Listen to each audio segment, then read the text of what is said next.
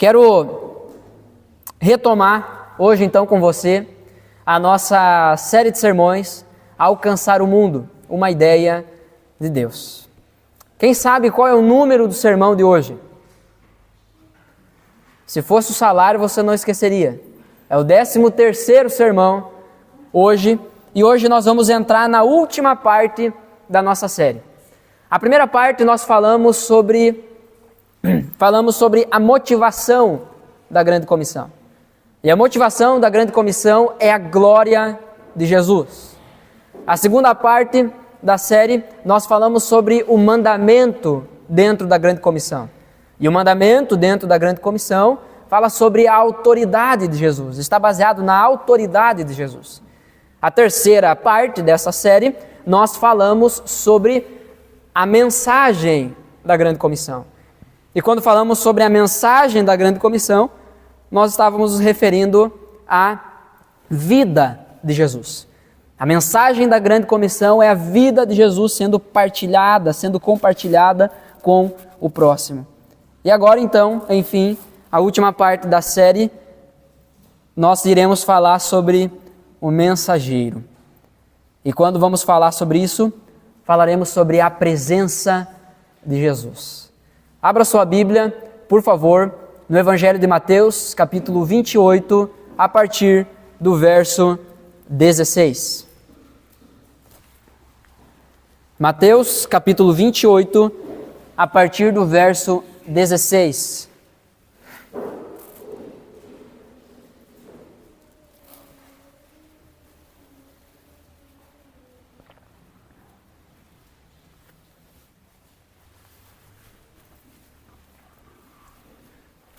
Quem achou diz amém. Amém. Quem não achou ainda diz misericórdia. Tem barulho de página ainda, hein? Não vai ter misericórdia. Mateus 28, a partir do versículo 16, diz assim: Então os 11 discípulos partiram para a Galileia, para o monte que Jesus havia ordenado. Quando o viram, o adoraram. Alguns deles, porém, duvidaram. Jesus se aproximou deles e disse: Toda a autoridade no céu e na terra me foi dada. Portanto, vão e façam discípulos de todas as nações, batizando-os em nome do Pai, do Filho e do Espírito Santo. Ensinem esses novos discípulos a obedecerem a todas as ordens que eu lhes dei. E lembrem-se disso: estou sempre com vocês até o fim dos tempos. Vamos orar mais uma vez? Feche seus olhos. Pai, em nome de Jesus, a tua igreja está reunida, o teu povo está reunido, e é diante da tua palavra que nós desejamos, Senhor, ouvir a tua voz. Não é diante de experiências, não é diante de circunstâncias, não é diante de algum tipo de condição que possa nos tornar suscetíveis, mas é diante da tua palavra, Senhor. Nós queremos ouvir a tua voz. Então fala conosco, em nome de Jesus. Apesar de mim e através de mim, fala conosco, Senhor. Essa é a nossa oração, em nome de Jesus. Amém. Amém. Você se considera alguém confuso? Não confuso de que não entende as coisas, mas confuso às vezes de que olha para uma coisa e pensa assim, não sei se é. Quero explicar um pouquinho melhor. Nas férias, a gente deu um pulo em Giroá. A nossa família é de lá. E a gente estava lá num lugar e fomos comprar uma lembrança para o Dia dos Pais. Eu fui comprar uma lembrancinha para o meu tio, que é a pessoa mais próxima daquilo que eu tenho como pai na minha vida. E enquanto estávamos lá, pense numa loja grande, entulhada de coisa, que tudo misturado. E aí no meio de toda aquela bagunça, não tem muito corredor, porque é tudo cheio de coisa para vender. E aí no meio de toda aquela bagunça, eu estava com a Jojo no colo, e aí era eu por um lado, procurando um presente para o meu tio, a Ana por outro lado, procurando um presente para o pai dela. E aí, cabeça meio agitada, eu enxergo uma mulher, e eu não tinha certeza se eu conhecia aquela mulher. Eu não tinha certeza se ela era minha professora, se ela tinha sido minha professora quando eu era criança ou não. O que me deixou confuso foi o fato de que, eu não vou afirmar aqui porque não sei, se ela tem uma irmã gêmea ou não, mas ela tem uma irmã que é muito parecida, mas muito parecida. E eu olhei para ela e não sabia se era ou não era, então eu fiquei olhando meio de canto, porque aquela que era minha professora era um amor de pessoa. A outra era conhecida como o oposto da irmã. Não vou colocar nenhum rótulo, mas tire suas próprias conclusões. Então eu pensei, eu não vou chegar a dar um oi todo simpático, quando ela olha para mim e diz que nem me conhece. Então eu fiquei meio olhando e desviando o olhar, até que eu vi que ela estava olhando para mim e eu disse, bom dia. E ela abriu um sorriso e disse, bom dia, Guilherme. Eu falei, bom dia, prof. Aí eu tive certeza que era ela. A gente conversou um pouco e aí ela já começou, como é muito comum em cidade pequena, ela já olhou para as outras pessoas que estavam na fila com ela e disse assim, esse aqui foi meu aluno, e agora está aí com a filha dele no colo. E aí eu já não consegui mais procurar o presente em paz, porque ela estava ali junto, conversando e perguntando onde é que eu estava morando e coisas do tipo. A questão é que a imagem, quando você não tem certeza do que se trata, ela pode te deixar um pouco confuso. Da mesma forma, o som.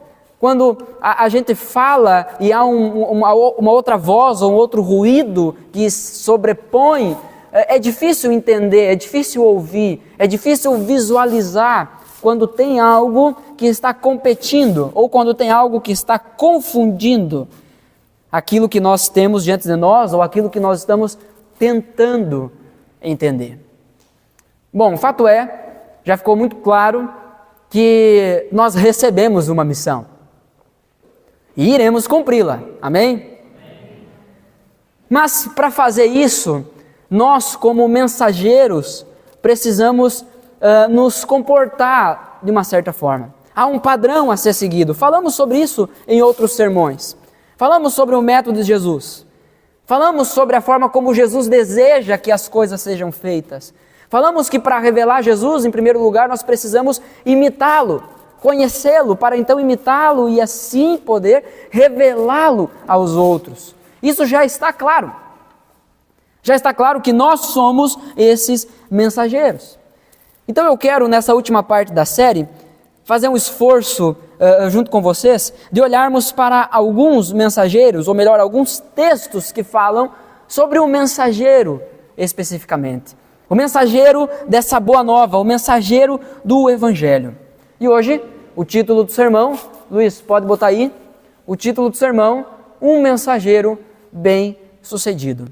Não poderíamos começar por outro, senão por aquele que Jesus chama, Jesus, quando vai falar sobre João Batista, diz que dos nascidos de mulher, não teve ninguém maior do que ele.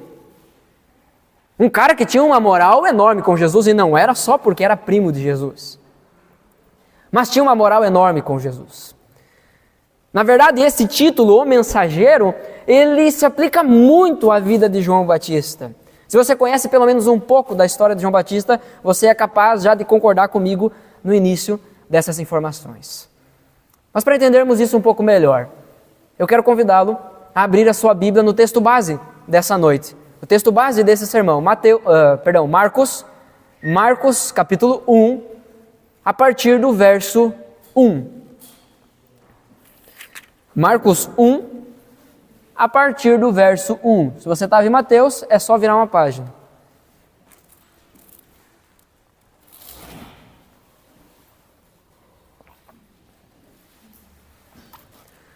Faremos a leitura do verso 1 até o verso 8. Farei a leitura aqui, acompanhe por favor. Esse é o princípio das boas novas a respeito de Jesus Cristo, o Filho de Deus. Iniciou-se como o profeta Isaías escreveu: envio o meu mensageiro adiante de ti, e ele preparará teu caminho. Ele é uma voz que clama no deserto: preparem o caminho para a vinda do Senhor, abram a estrada para ele. Esse mensageiro era João Batista. Ele apareceu no deserto, pregando o batismo como sinal de arrependimento para o perdão dos pecados. Gente de toda a Judéia, incluindo os moradores de Jerusalém, saía para ver e ouvir João. Quando confessavam seus pecados, ele os batizava no Rio Jordão. João vestia roupas tecidas com pelos de camelo, usava um cinto de couro e alimentava-se de gafanhotos e mel silvestre. João anunciava: depois de mim virá alguém mais poderoso do que eu, tão superior que não sou digno de me abaixar e desamarrar as correias de suas sandálias. Eu os batizo com água, mas ele os batizará com o Espírito Santo. Eu quero dividir esse texto em 3 pontos e dentro de cada ponto fazer as suas considerações. O primeiro ponto, para você que está anotando, é o início do mensageiro. Versículo 1, a primeira parte do versículo 1 já inicia dizendo: este é o princípio. Este é o princípio das boas novas a respeito de Jesus Cristo. Há 3 princípios nesse sentido aqui, há 3 princípios descritos na Bíblia. João capítulo 1, vamos falar por ordem cronológica, se é que dá para colocar uma cronologia em João capítulo 1. Mas João capítulo 1 vai dizer que no início era o Verbo, e o Verbo estava com Deus, e o Verbo era Deus. Esse princípio de João capítulo 1 é o princípio da eternidade. É onde Deus é, não foi criado, não veio a ser, não veio a existir, sempre foi e sempre será, eterno, constante, para sempre. Então João capítulo 1 fala sobre esse princípio, no princípio para iniciar a história, e a história começa na eternidade. A eternidade é um lugar onde não tem tempo. O segundo princípio, pensando em ordem cronológica que a Bíblia fala, é em Gênesis capítulo 1. No princípio, criou Deus os céus e a terra. Esse foi o dia 1. Então nós temos esse outro princípio. Agora em Marcos capítulo 1, que é o texto que nós lemos, tem o terceiro princípio. E aí eu não estou falando do princípio valor, estou falando do princípio início. O terceiro princípio, então, fala sobre o Evangelho de Jesus Cristo. É verdade que, de acordo com as cartas de Pedro, o Cordeiro de Deus morreu antes da fundação do mundo. Mas há uma data onde o Deus encarnado pisa na terra. E essa data, ela é mais ou menos há 2000 anos atrás. Nós aprendemos na escola, a gente divide os anos, conta as datas assim, antes e depois de Cristo. Porque Jesus é um personagem histórico. Ele pisou na terra, ele dividiu a história. Muitas pessoas podem não crer que ele é Deus, que ele é o Salvador. Nós cremos que ele é. Cremos com todo o nosso coração que ele é. Mas ainda assim é impossível, é inegável a importância desse homem Jesus dentro da história. Tanto é que a história é dividida a partir do seu nascimento. Em Gênesis capítulo 3, depois que Adão e Eva pecam, Gênesis 3, o capítulo talvez mais trágico da Escritura, porque é ali que o pecado entra então e passa a fazer parte da natureza do ser humano. Em Gênesis capítulo 3 nós encontramos o proto-evangelho. O que é o proto-evangelho? É quando Deus está dizendo lá para a serpente que Deus vai colocar a inimizade eterna entre a serpente e o descendente dela, e a mulher e o descendente dela. Mas o descendente da serpente, e ali vem a ser Satanás, uma tipologia de Satanás, o descendente da serpente vai ferir o calcanhar do descendente da mulher. Quem que é esse descendente da mulher? Jesus Cristo, aquele que nasceu da ex-virgem Maria. Então, Jesus cumpre isso.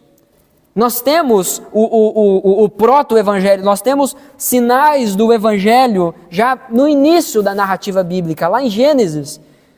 Mas há um momento específico onde Deus encarna a pessoa de Jesus Cristo e pisa na terra. Pisa no nosso chão sujo. O mensageiro, ele entende que o princípio, o início desse evangelho não está na sua pessoa, não está na sua própria pessoa. Olha o que diz o texto. O versículo 2 segue.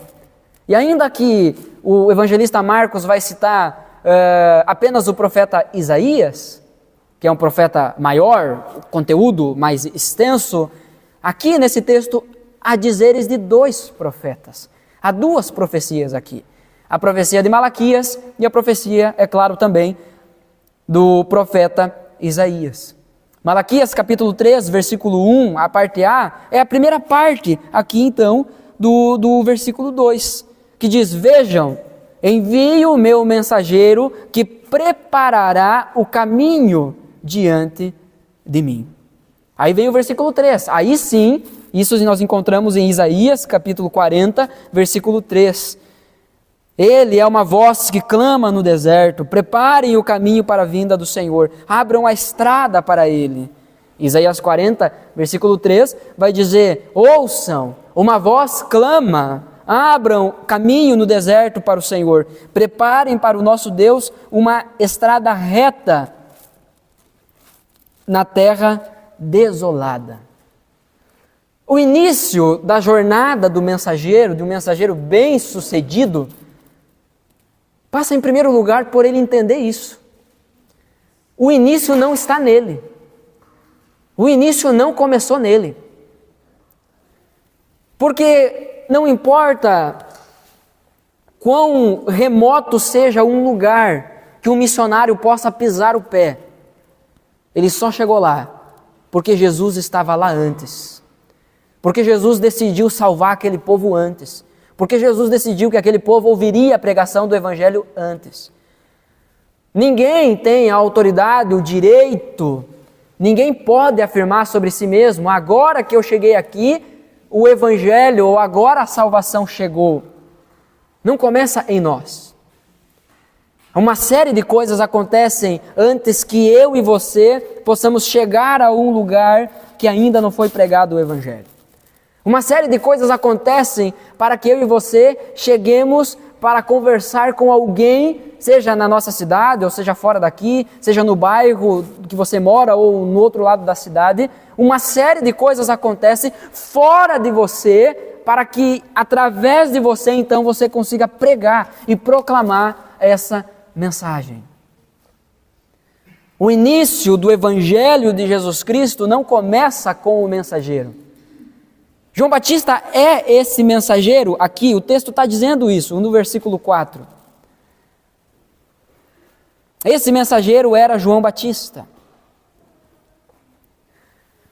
Só que não começa nele. O princípio começa muito antes. E é por isso que Marcos relata. Então ele faz questão de mostrar que antes desse personagem, antes desse homem excêntrico aparecer na narrativa bíblica, já havia profecias, promessas acerca da sua vinda muito antes disso. Malaquias, 400 anos antes. Malaquias foi o último profeta, e aí vem João. 400 anos depois, a voz profética volta. Deus volta a falar com o povo e volta a entregar profecia para que o João Batista, que no caso, fale com o povo. Mas no caso de Isaías, isso é ainda mais antigo, são 700 anos. Não começou em João Batista, por mais incrível que João Batista fosse. Por mais que a gente encontre um mensageiro poderoso, um ótimo orador, alguém que consiga falar e encantar o seu público, não começou nele. Na verdade, todas essas coisas, toda essa beleza que a gente enxerga em muitos pregadores no púlpito, a beleza que nós enxergamos nas canções que nós vemos, os vídeos, né? Ou ouvimos apenas as canções, na verdade toda essa beleza deve ser para mostrar que o início não foi ali. Não foi no mensageiro que está cantando ou falando. O início aconteceu muito antes. E se queremos chegar no ponto de partida, de fato, de todas as coisas, então devemos ir para João 1. No princípio, era o Verbo. E o Verbo era Deus. Começa nele. O mensageiro bem-sucedido precisa entender isso. Não é as suas habilidades, não é o quão bom você é, mas é quão bom Deus é. Quero repetir aqui algo que eu já disse antes. Não importa o tipo de homem que vemos, o que importa é o Cristo que temos. No fim das contas, é isso que faz a diferença.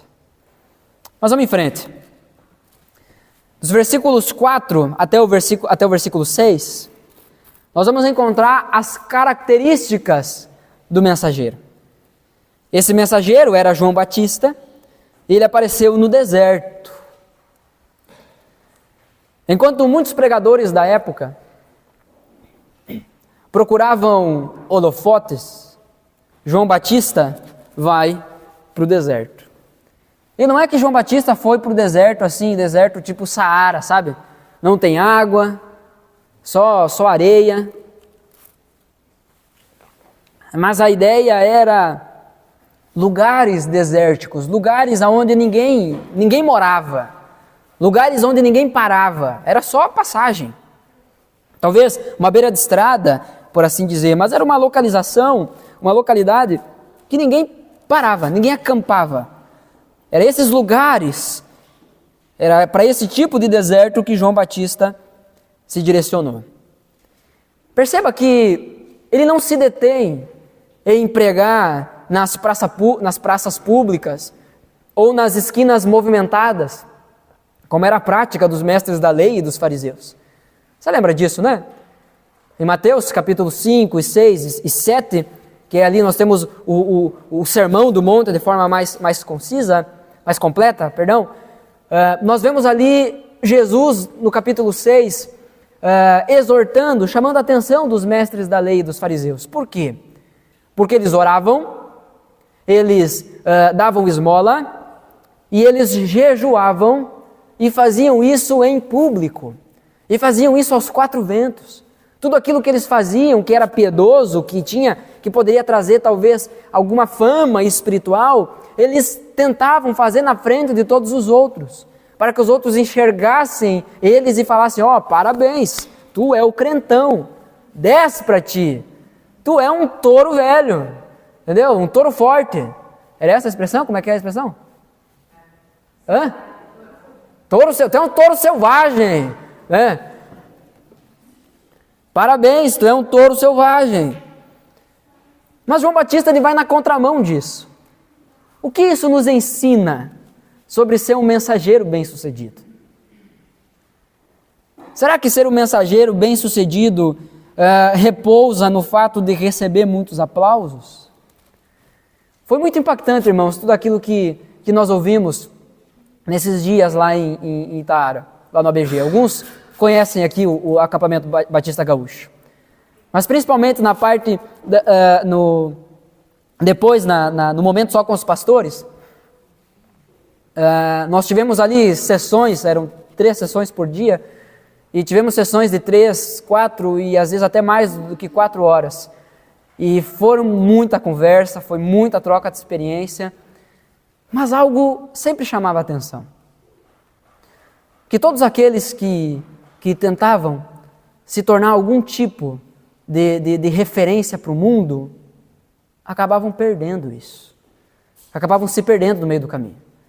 O pastor André, que era o preletor dos 2 encontros, alguns irmãos conheceram, bênção de Deus.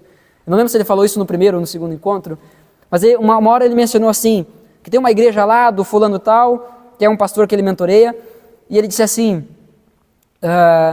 e é justamente por ele não querer que a igreja dele fosse referência de um monte de coisa, de luz, enfim, de modernidade e tal, não que não possa ter isso, mas justamente por ele não estar procurando isso, ele tem se tornado uma referência de uma igreja a nível nacional. João Batista nos ensina isso. Sabe, é para esse cara, é para esse João que Jesus diz: ninguém nascido de mulher é maior do que ele. Aquele que terminou com a cabeça decapitada, você conhece a história. Aquele que foi para o deserto, aquele que de certa forma fugiu dos aplausos, fugiu das praças públicas, fugiu das esquinas movimentadas. Bom, mas talvez João Batista era muito cativante. Será? Porque qual era a pregação de João? O versículo 5 diz, diante de toda a Judéia, ou melhor, o finalzinho do 4, diz, pregando o batismo como sinal de arrependimento para perdão dos pecados. E gente de toda a Judéia, incluindo os moradores de Jerusalém, saía para ver e ouvir João. Quando confessavam seus pecados, ou seja, quando diziam, eu sou um pecador, ele os batizava no Rio Jordão. Será que é a mensagem de João, então, que equilibrava a balança? Porque assim, ele não estava no lugar do movimento, mas o fato dele ser alguém muito cativante fazia com que as pessoas fizessem o esforço de ir até ele. Será que era isso? A mensagem de João não era uma mensagem popular, não era uma mensagem adocicada, não era uma mensagem que fazia massagem no ego ou cócega na alma, né? Que fazia ficar assim, todo risonho por dentro. Não, era paulada. Ou como as irmãs usaram aqui, era pedrada. Esse era João. É interessante a forma de Deus trabalhar.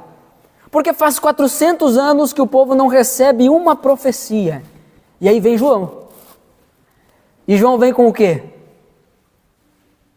Sorriam, vocês são amados. Claro que isso está implícito. Porque João vem para abrir o caminho para aquele que foi enviado, porque Deus muito amou o mundo. Mas a mensagem, depois de 400 anos, não é sorria, você é muito amado. É arrependa-se. O reino de Deus está próximo. É chegado o reino dos céus. A mensagem é arrependimento. O conteúdo da pregação de João é o mesmo que o próprio Jesus viria a pregar publicamente em seguida. Se você seguir lendo o relato dos textos, você vai ver isso. A mensagem de João era essa, arrependam-se, pois é chegado o reino dos céus. A mensagem de Jesus também era essa, arrependam-se, pois é chegado o reino dos céus.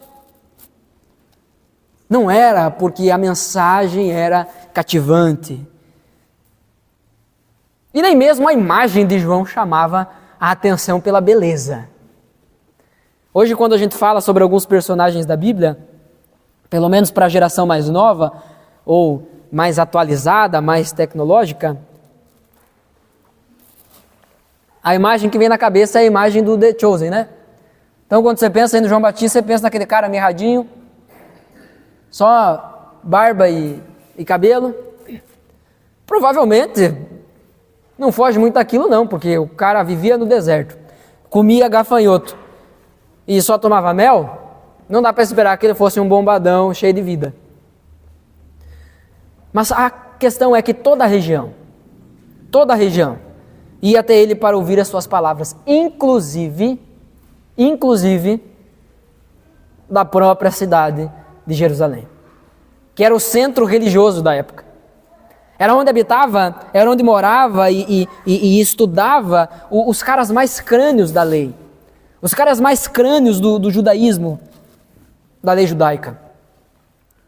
E todas essas pessoas então iam até João Batista, iam até o deserto para ouvi-lo. Mas, como sempre, na multidão existem tipos distintos de pessoas. Enquanto alguns criam de fato e eram batizados, outros tentavam ser batizados para alívio da consciência. E outros ainda, alguns, apenas observavam com uma certa distância e com menosprezo. Olha o que diz Mateus capítulo 3, versículo 6 até o versículo 10. Eu vou ler aqui, eu posso passar para você depois o esboço, se você quiser. Mas é o texto paralelo, tá? É o relato de Mateus sobre esse mesmo momento aqui na narrativa bíblica. Quando confessavam os pecados, ele os batizava no Rio Jordão. Mas quando João viu que fariseus e saduceus vinham ao lugar de batismo, ele os repreendeu abertamente. Raça de víboras, exclamou. Quem os convenceu a fugir da ira que está por vir? Provem por suas ações que vocês se arrependeram. Você já tem sublinhado esse versículo 8 na sua Bíblia? Se você não tem sublinhado, sublinhe ele. Se você já tem, faz alguma coisa diferente, bota um LED aí em cima. Mas aqui está a definição, de fato, de arrependimento. O arrependimento verdadeiro aparece. O arrependimento verdadeiro é mudança de conduta. Provem por suas ações que vocês se arrependeram. Versículo 9. Não pensem que podem dizer uns aos outros, estamos a salvo, pois somos filhos de Abraão. Isso não significa nada, pois eu lhes digo que até dessas pedras Deus pode fazer surgir filhos de Abraão. Agora mesmo o machado do julgamento está pronto para cortar as raízes das árvores. Toda árvore que não produz bons frutos será cortada e lançada ao fogo. Bom, uma das características desse mensageiro muito bem sucedido que foi João Batista, certamente não era uma mensagem carismática. Os homens mais santos, por assim dizer, ao se aproximarem, João dizia, raça de víboras, arrependam-se vocês também. Não era uma mensagem carismática. A imagem de João deixava isso tudo talvez até mais,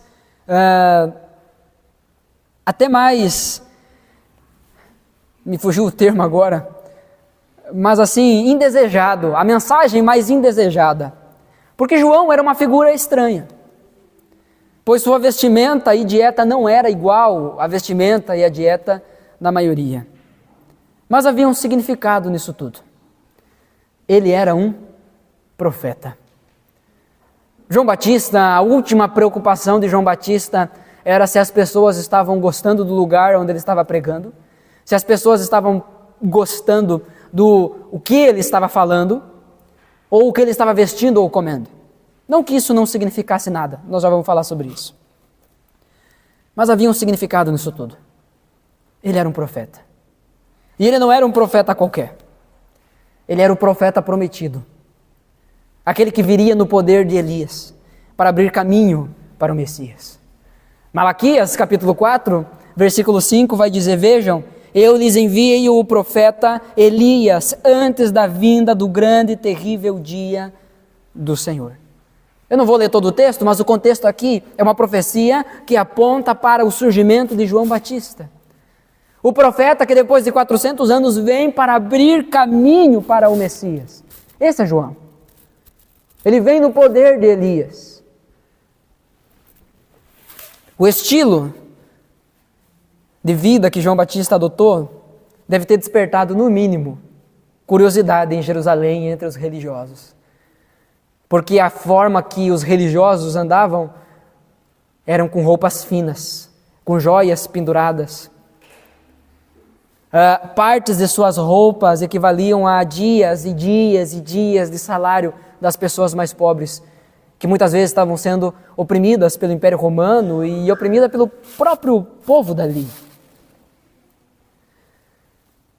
O jeito desse homem de Deus viver dizia para esses homens, esses mestres da lei e esses hipócritas religiosos, de que ele podia ser tudo, menos um homem de Deus. Ele podia ser tudo, menos um mensageiro de Deus. Certamente, pelo menos curiosidade, João Batista despertou nesses homens. É claro que bem mais do que curiosidade. Ninguém perde a cabeça porque alguém ficou curioso a respeito da sua vida. Mas olha o que diz em 2 Reis, capítulo 8, versículo 1. Eles responderam, vestia roupas feitas de pelos e usava um cinto de couro. Era Elias, de Tisbe, exclamou o rei. A vestimenta, o estilo de vida de João Batista era muito semelhante ao estilo de vida de outro profeta enigmático do Antigo Testamento, o próprio Elias. É muita semelhança para ser só coincidência, e não tem porquê nós sequer pensarmos que é coincidência, porque o texto claramente diz. O próprio Jesus, lá na frente, vai dizer que João Batista é o Elias que veio para preparar o caminho. A verdade, irmãos, que as características do mensageiro, as características de João Batista nos mostram que João Batista encarnou a mensagem que ele recebeu. Ele tinha uma mensagem. Ele tinha que pregar as boas novas do reino de Deus. E ele tinha uma importância singular dentro da narrativa bíblica. Ele foi inserido num ponto específico da história. E ele entendia o peso disso. E ele encarnou essa mensagem. É por isso que ele não pregou em praça pública. É por isso que ele não se vestiu como os outros se vestiam. É por isso que a mensagem dele não era como a mensagem dos outros mestres da lei. É por isso que havia um significado na forma como ele se vestia e também se alimentava. Por quê? Porque ele era o Elias, não uma reencarnação, nada disso. Mas a ideia de que é um outro profeta poderoso, assim como Elias, que simboliza a profecia do Antigo Testamento, agora vem João Batista como um profeta poderoso que abre o caminho para o Messias. Adiante no texto, por favor. Versículo 7 e versículo 8, nós veremos o tamanho do mensageiro. Esse mensageiro bem-sucedido tem um início, e o início não está nele. Nós entendemos isso. Esse mensageiro bem-sucedido, ele possui características. E essas características são bem avessas àquilo que muitas vezes a gente chama de sucesso, de algo bem-sucedido. E agora no versículo 7 e versículo 8 nós vamos considerar o tamanho desse mensageiro. O tamanho desse mensageiro bem-sucedido. Versículo 7 e 8 diz: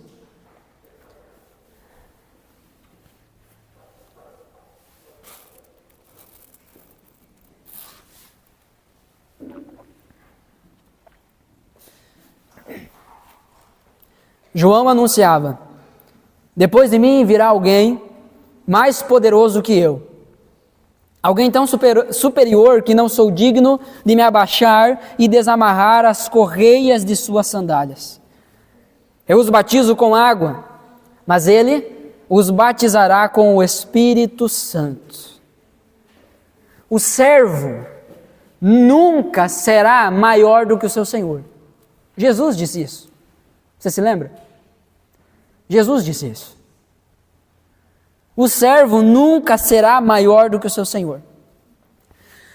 Porém, o que nós vemos em muitos lugares aí é justamente o contrário. Nós vemos homens e mulheres chamando a atenção para si, como se o início fosse neles próprios. O que vemos são pessoas adotando posturas arrogantes e dominadoras. Mas o próprio Senhor Jesus não agiu assim conosco. Na semana passada, vocês ouviram um sermão baseado em Mateus capítulo 11, do versículo 25 ao 30. Se o Júnior não soubesse, né? Daí fica feio a foto, né? Mas uma das coisas que nós aprendemos a respeito desse Senhor que nos chama para tomar o jugo dele é que ele é manso e humilde de coração. Ele diz: venham, tomem, submetam-se ao meu jugo. Mas ele é manso e humilde de coração. E é desse modo que ele nos chama a aprender dele. Obviamente essa postura ela está divorciada daquilo que Jesus tem como postura. Eu não estou dizendo, irmãos, que às vezes a voz não precisa engrossar. Eu não estou dizendo que às vezes o papo não vai ter que ser um pouco mais sério. Eu não estou dizendo que às vezes a conversa vai ter que ser um pouco mais objetiva, mais clara, mais pesada. O que eu estou falando contra aqui são pessoas que adotam essa postura, sendo que Jesus não agiu assim. Pelo contrário, ele humilhou-se para nos encontrar e salvar. O tamanho desse mensageiro é um mensageiro pequeno, e é um mensageiro que sabe disso. Não podemos subestimar a nossa importância diante de Deus, achando que, olha, sem Deus, isso aqui não vai para frente. Irmãos, o dia que eu falar que sem Deus, a Igreja Batista Novas Missões não vai para frente, é porque já passou há tempo a hora de eu sair. Porque essa igreja é de Jesus. O dia que cada um de nós pensar algo nesse sentido, é porque a gente perdeu o propósito do negócio. Achar que nós somos mais importantes, que nós temos tal importância de que se não for eu, então Deus não vai fazer. Eu sou a estrelinha preciosa de Jesus, a que mais brilha. Não podemos subestimar a nossa importância diante de Deus. Mas também, não podemos subestimar a nossa importância diante de Deus. Ou seja, achar que nós não temos importância para Ele. Mas nós também não podemos superestimar o valor que temos. Então, é eu não falar, sem mim nada acontece. Isso está errado. Por outro lado, eu dizer assim, não, deixa que os outros façam. Eu não sou nada. Eu sou só um membro. Olha que isso já é muita coisa. Já é coisa pra caramba. Não, eu sou só um filhinho de Jesus. Tá, mas, peraí, só? Deus desceu do céu, encarnou, morreu, sofreu por nós, ressuscitou, para que você se tornasse filho e vai voltar para te buscar, para que você achasse que você é só um filhinho de Deus. Então, tanto o superestimar, achar que eu sou muito importante, que sem mim nada acontece, está errado. O subestimar também está. Não, eu não sou nada. Eu não posso nada. Eu não tenho condições. Bom, talvez aí você já começou a alinhar a tua vida. Porque, de fato, você precisa entender que não é em você que começa. Mas é nele. Qual é o tamanho do mensageiro? É pequeno. Mas é um mensageiro pequeno nas mãos de um Deus enorme. Como as crianças cantam, e eu canto muito essa música, um Deus grandão. Esses dias, no meio da chuva, estava dando barulho do trovão, e aí eu comecei a falar para a Jo, o que nós aprendemos com o trovão? E aí eu ensinei ela, Deus é grandão. E no início ela estava assustada com o barulho, depois cada trovão que dava, ela dava risada e falava, Deus é grandão. Por que isso? Ela é pequena, ela tem medo de barulho, tem uns adultos que também tem, né? Ela tem medo, claro que vai. Mas eu quero que ela entenda que no meio daquilo que pode trazer medo, mesmo ela sendo pequena, mesmo aquilo sendo assustador, ela está nas mãos de um Deus que é grandão. O tamanho do mensageiro é pequeno, mas Deus é grandão. João capítulo 15, o versículo 15 diz, já não os chamo de escravos, pois o Senhor não faz confidência a seus escravos. Agora vocês são meus amigos, pois eu lhe disse tudo o que meu Pai me disse. Então não pense por um lado que você é tudo isso, porque você não é tudo isso. Mas também não pense que você não é nada. Porque Jesus veio à terra. Ele olhou para você e ele veio buscar você. Na cruz ele te chama. Pelo seu sangue ele te purifica, te justifica. Ele te regenera, ele te dá uma nova vida. Para que você não seja mais como escravo do pecado, mas para que agora você sente à mesa com ele. Olha o tamanho disso. Que baita notícia. Nós não somos mais escravos, mas somos amigos. Amigos que ouvimos as confidências do nosso Senhor. E é nesse lugar da mesa, é nesse lugar da comunhão, que nós aprenderemos como ser úteis dentro do reino de Deus. Porque o Jesus que ouve tudo aquilo que o Pai falou, confidencia aos seus amigos tudo aquilo que o Pai falou. Confidencia aos seus amigos tudo aquilo que o Pai quer fazer. E aí a gente levanta da mesa, não mais como pessoas atordoadas, como pessoas desesperadas, mas a gente levanta da mesa sabendo que nós temos uma missão. Que nós temos uma mensagem para entregar, e essa mensagem é aquela que nós ouvimos na mesa. Que é necessário arrependimento de pecados. E que isso só é possível porque Deus nos amou, e amou muito, ao ponto de enviar o Filho dele para morrer por nós. Mas isso é descoberto, é experimentado na mesa, na comunhão com o Senhor Jesus. É experimentado por aqueles que entendem esse relacionamento. Não são mais escravos, distantes, apenas cumprindo regras ou prestando serviços, cumprindo trabalhos. mas são amigos que sentam à mesa do seu Senhor, que sentam à mesa do Rei. E aí a gente faz o que Ele diz para a gente fazer. E a gente não faz o que Ele diz para a gente não fazer. Porque no fim é Ele que manda. O início foi nele. Mas o que dizer dessa fé determinista, que dá ordem a Deus? Não importa se Deus quer ou não. Não importa se é da vontade dele ou não. Eu disse que Deus vai fazer e Deus vai. Que Deus fraco esse, né? Um Deus que se acanha diante da voz de um homem. Que Deus fraco esse, né? Um Deus que a sua voz ressoa por toda a terra e ressoa por toda a eternidade. O som da sua voz que derruba os cedros do Líbano, que era a árvore mais forte conhecida. Isso diz, é a linguagem poética do Salmo 19. Que Deus é esse que fica acuado diante desses que possuem uma fé determinista? Não, Deus disse, e eu determino, e eu declaro, e eu exijo, e eu quero de volta o que é meu. O que dizer dessa fé?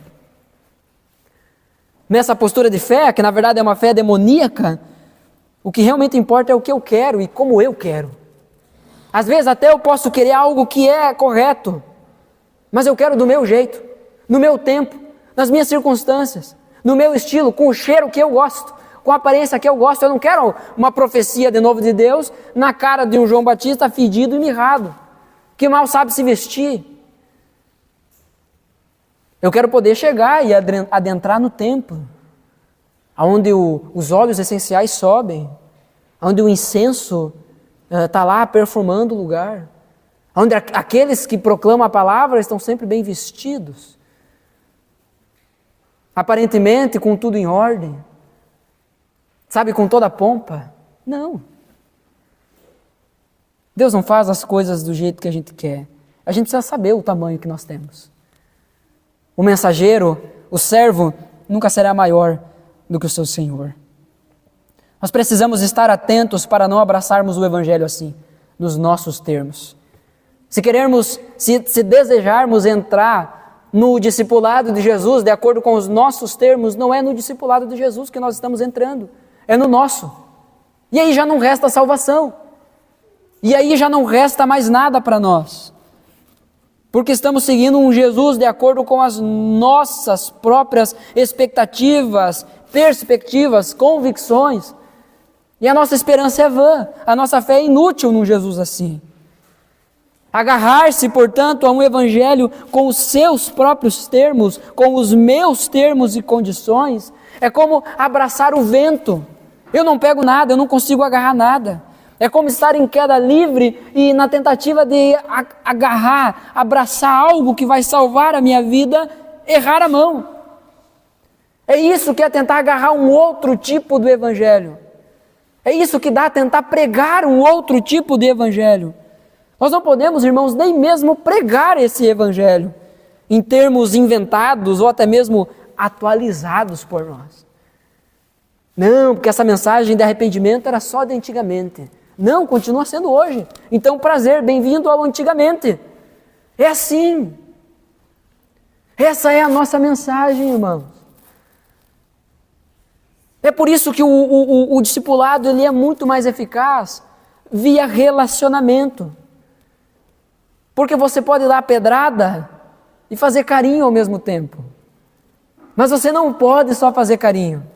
Você vai criar um discípulo de Jesus, que na verdade não é um discípulo de Jesus, mas você vai criar ali um crente sem vergonha. Não pode isso. Será que muitas vezes nós, quando vamos pregar o Evangelho, nós não estamos pregando um Evangelho assim para as pessoas? Um discipulado em que elas abraçam o vento? A gente até diz para elas, vem para Jesus, que Jesus está de braços abertos para ti, mas quando elas tentam agarrar, elas não acham nada. Será que a nossa pregação, o conteúdo da nossa pregação e a forma como vivemos não está testificando, não está pregando um Jesus que parece que estende a mão para a pessoa que está no fundo do poço, mas quando ela está caindo, ela tenta agarrar e não agarra nada? Porque a nossa pregação está sendo insuficiente, porque a nossa mensagem não está sendo bem sucedida, porque estamos inventando termos, porque tentamos inventar um padrão que Jesus nunca estabeleceu.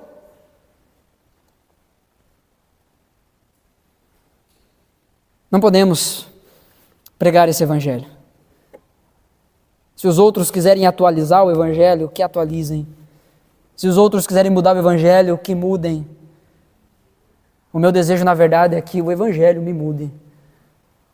A pregação, na verdade, deve ser para que o evangelho mude as pessoas. Leonard Ravenhill, um grande homem de Deus do passado, ele disse assim: pode perceber que todas as pessoas que tentam mudar o evangelho são aquelas que não desejam ser mudadas por ele. E os dizeres desse homem de Deus têm atravessado os anos, as décadas, porque isso tem se provado cada vez mais real. Bom, João entendeu isso de maneira muito clara. Olha o que o Evangelho de João, capítulo 1, diz. Mais um texto paralelo. Agora é o evangelista João falando sobre a mesma coisa. João, capítulo 1, do versículo 19 até o versículo 23.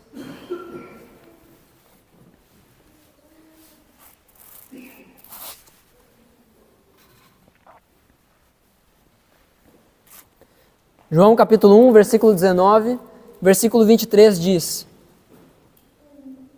Este foi o testemunho de João quando os líderes judeus enviaram de Jerusalém sacerdotes e levitas para lhe perguntar: quem é você? Então olha o tamanho desse mensageiro. Eles mandaram lá de Jerusalém os mestres da lei, os líderes espirituais do povo para perguntar quem era esse tal de João que estava provocando todo esse rebuliço. Quem é você? Quem você diz que você é? Ele respondeu com toda a franqueza, com toda a verdade possível: não sou o Cristo.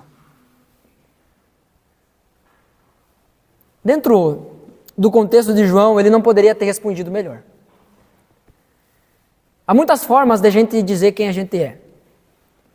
Mas aqui dentro do contexto de João, ele não poderia ter respondido melhor. Porque João estava pregando, João estava batizando, e já havia dentro da história ali muitos movimentos de outros pregadores, outros até mesmo chamados Jesus. O nome Jesus era um nome comum na época. Mas havia um movimento de muitos pregadores na época, e muitos até se intitulavam como salvadores, como libertadores. Por isso essa pergunta: quem você diz que você é? Por isso essa resposta: eu não sou o Cristo.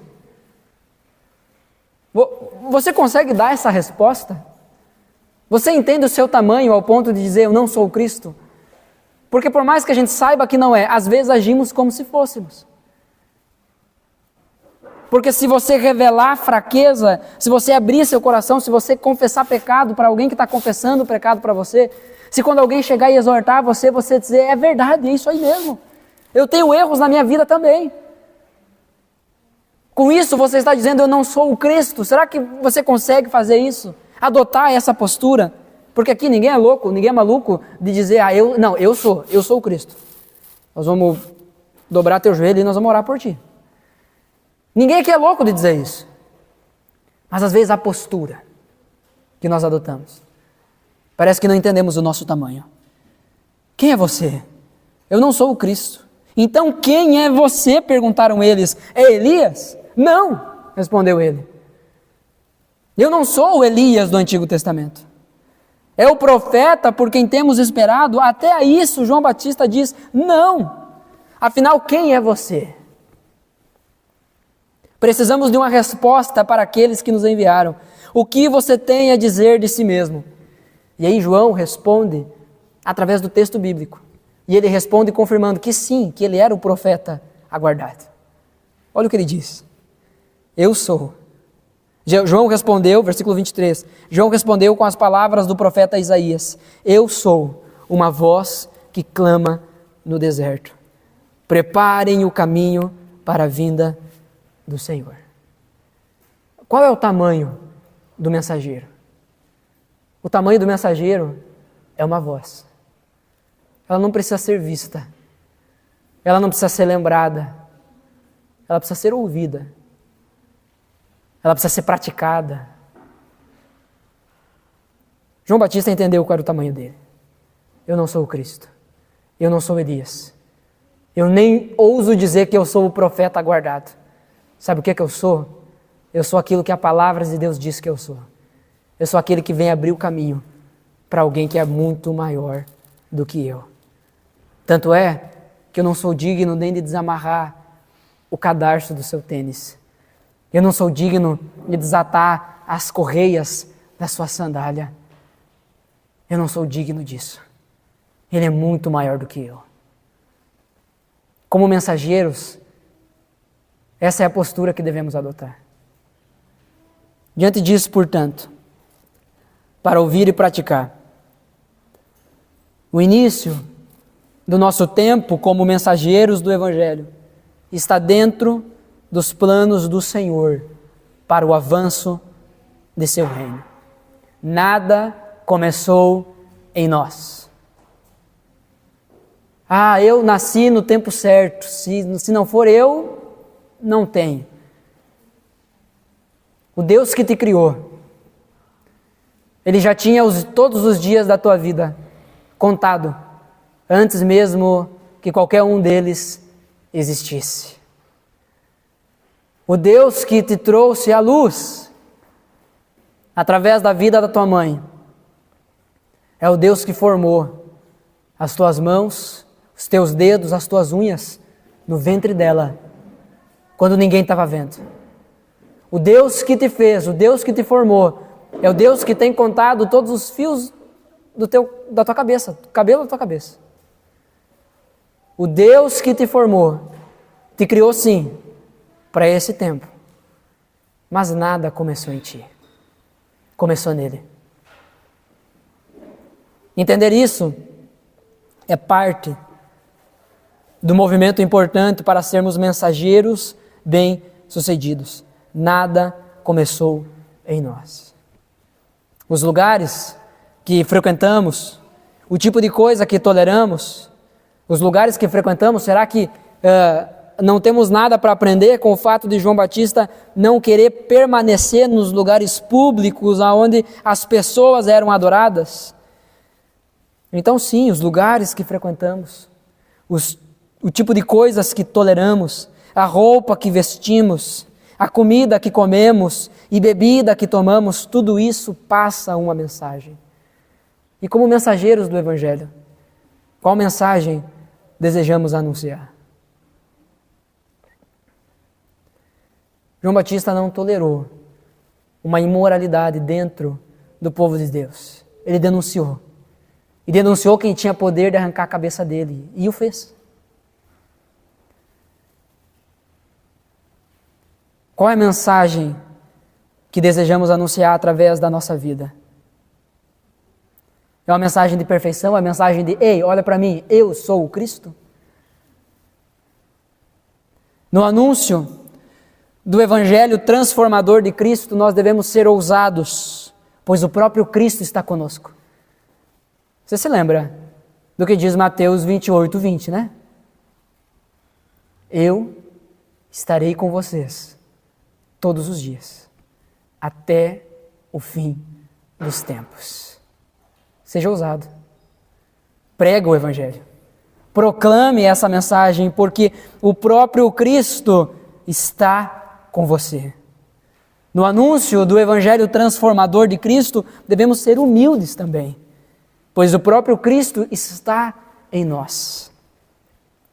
E é parte do caráter dele, humildade, manso, aquele que se humilhou para nos salvar. A consciência convicta do nosso tamanho diante de Deus não deve nos levar a reivindicar algum título de posição, algum tipo de posição ou um título maior do que os outros. Eu sou um servo, você é um servo, servo dos meus irmãos por amor a Cristo, servo dos não alcançados por amor a Cristo. É isso que nós somos. Esse é o nosso tamanho. Pequenininho. Mas nas mãos de um Deus grandão. Irmãos, entenda.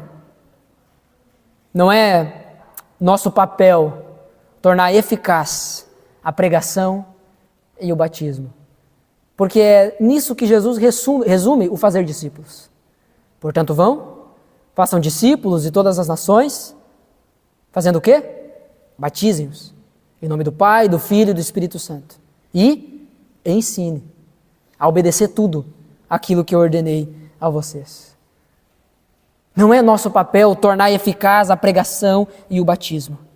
A verdade é que é por meio do mensageiro fiel que Cristo se faz presente e ativo na vida das pessoas. E aí?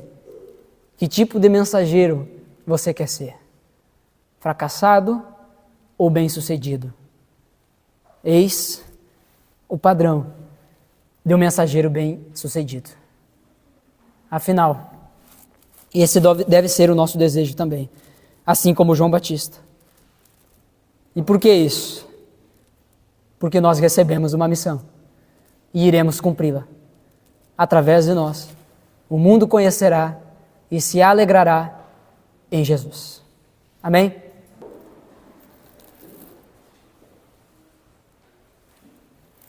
Um dos sermões mais marcantes para mim, que eu já preguei nessa igreja, foi o sermão que eu tinha pregado antes desse. No dia do aniversário, no dia que a gente celebrou o aniversário da igreja. Cristo é suficiente. E eu quero relembrar você dessa verdade. O mensageiro, ele entende que o início não está nele.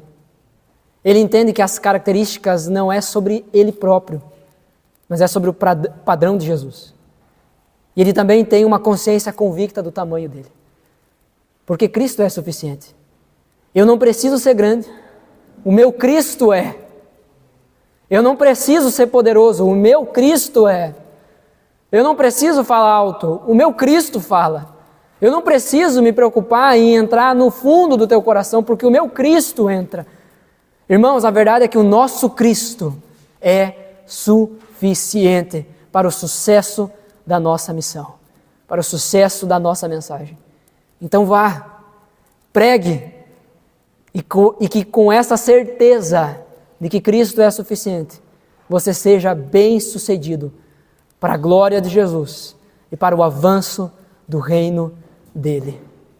Pai, em nome de Jesus eu quero clamar ao Senhor nesse momento. Que o Senhor dê sentido a tudo aquilo que nós falamos, que o Teu Espírito Santo grave, que o Teu Espírito Santo testifique em nossos corações aquilo que nós falamos aqui, Senhor. Através da Tua palavra, Senhor, eu peço em nome de Jesus, que o Senhor entre profundo em nosso coração. O Senhor nos dê mais humildade, mas também o Senhor nos dê mais ousadia. O Senhor nos ajude, Senhor, a vencer a nossa prepotência, o nosso orgulho. Nos ajude, Senhor, a entender que o início não está em nós. Nos ajude, Senhor, a entender que as características pelas quais devemos ser reconhecidos não é as características que o mundo valoriza, mas é as características que o Senhor olha e diz, aprovado. É isso que nós queremos, Senhor. Que possamos ter uma consciência convicta, muito clara, do nosso tamanho, Senhor. Eu sou pequeno, nós somos pequenos, o Senhor é grande, o Senhor é suficiente, nós somos fracos, mas o Senhor é muito forte. Nós não conseguimos falar ao fundo do coração, mas o Senhor consegue ir lá no fundo com a Tua palavra, ao ponto de dividir alma, espírito, junta e medula. O Senhor vai profundo no coração das pessoas. Pai, em nome de Jesus, entre profundamente em nossos corações. Se há alguém aqui, ó Jesus, que ainda não te conhece, que ainda não creu no Senhor de verdade, Pai, em nome de Jesus, que nesse momento, esse Cristo grande e suficiente, entre, Senhor, no coração e revele essa verdade de que Tu é suficiente, de que Tu é amor, de que Tu é paz, de que Tu é tudo aquilo que nós precisamos, Senhor. Salva-nos, salva-nos, Pai, em nome de Jesus. Mas entra, Senhor, também em nós, na nossa consciência, e nos dá, ó Deus, a clareza da missão que recebemos.